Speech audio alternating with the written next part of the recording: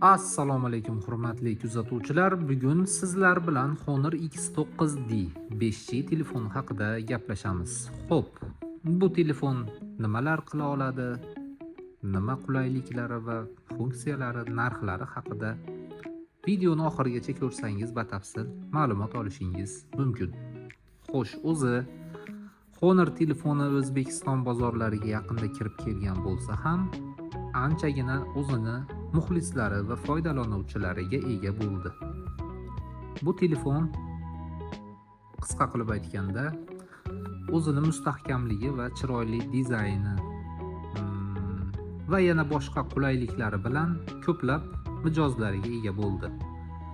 Qo'limda turgan Honor telefoni 8 operativ xotira, 256 umumiy xotiraga ega. Xo'sh, agarda sizga bu telefon ma'qul kelsa, like bosing yoki qiziqqan bo'lsangiz videoni oxirigacha ko'ring va kanalimizga obuna bo'lib qo'yishni unutmang. Boshladik. Xo'p, qadrli kuzatuvchilar, eng avvalo ushbu telefonni qutidan chiqarish jarayonini birgalikda ko'rishimiz mumkin.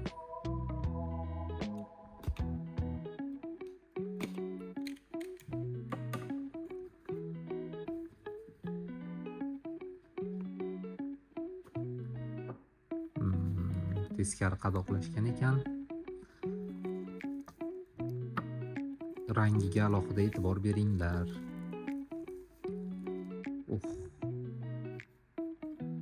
Mana. Juda ham chiroyli rang ekan. Buni qutisiga yozishi bo'yicha teraktiviy rang deyapti.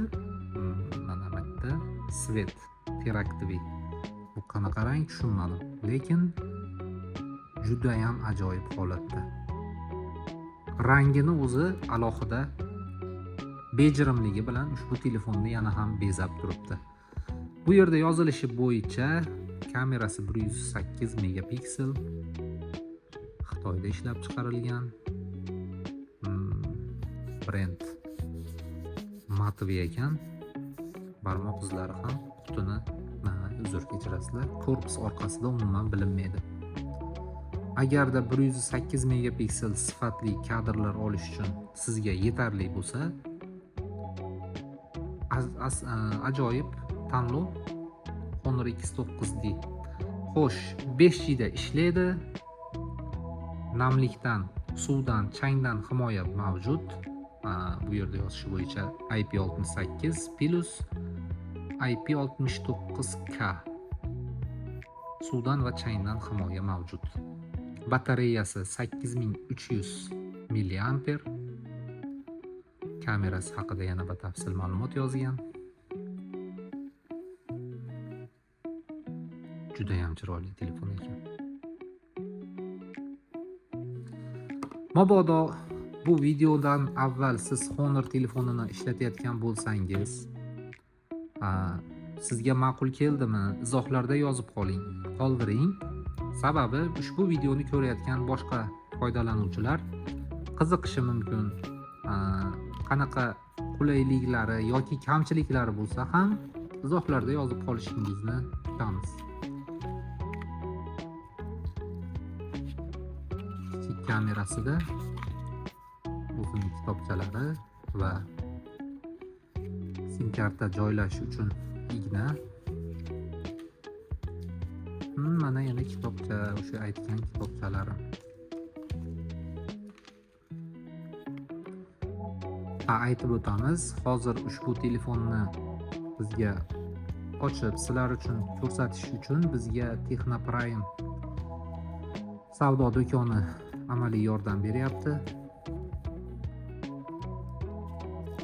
Shuni ta'kidlab o'tishni ma'qul ko'rdim. Bu qutidan, komplektidan chiqayotgan rekvizitlar. Ushbu telefonga qani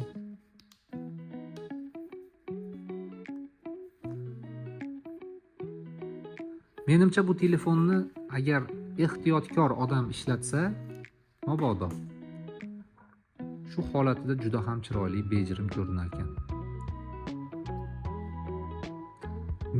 Shaxsan menga buni zashtniy bilan ishlatgandan ko'ra telefonni o'zida ishlatgan ma'qulroq. Xo'p, yana nimalar chiqadi? Buning ichida Type-C zaryadnik va yana 66 vatt tezkor quvvatlagich og'ir bo'lar ekan. Har qanday telefonni ham o'zini komplektidan chiqadigan zaryadli kabellar bilan umuman olganda original zaryadniklardan foydalanishni tavsiya qilamiz. Sababi qolgan zaryadniklar telefoningizni zaryadkasini uzoq vaqt ushlab turmasligi mumkin yoki bo'lmasa qandaydir telefon batareyasi uchun salbiy ta'sir ko'rsatishi mumkin. Xo'p. Eng muhim ma'lumot qolyapti bu telefonning narxi haqida. Hozir aytib o'tamiz buni ham. Honor X9D telefoni dizayni va narxi jihatidan siz uchun ajoyib tanlov deb o'ylayman. Operativkasi 8 yoki 12 bo'lishi mumkin. 12 operativkaliklari ham bor demoqchiman. Xotirasi esa 256 GB yoki 512 talik ham bo'lishi mumkin.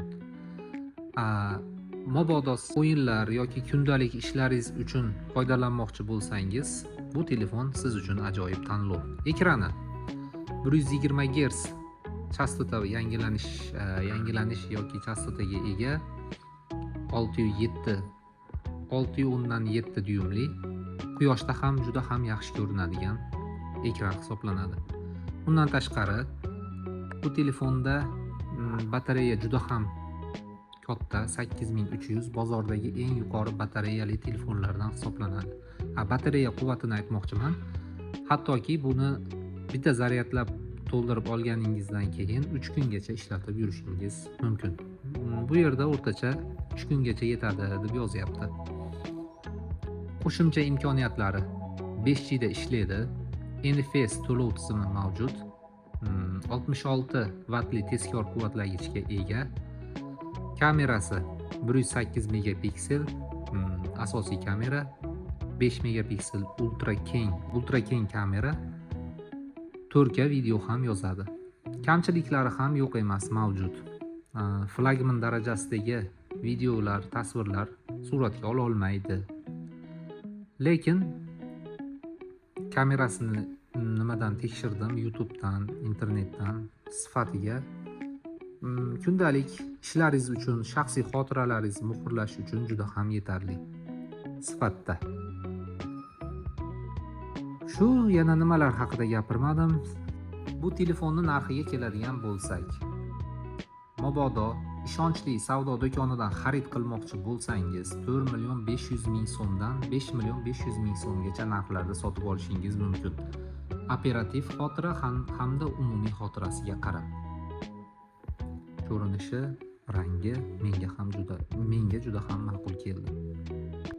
Mabodo shunaqa shu telefon sizga kerak bo'lsa, izohlarda telefon raqamimizni qoldiramiz, bemalol murojaat qilinglar. Sizlarga 1 yil garantiyasi bilan ushbu telefonni yetkazib beramiz. Narxlari haqida, muddatli to'lovlar haqida ham gaplashamiz. Kutamiz, videoga like bosishni unutmanglar.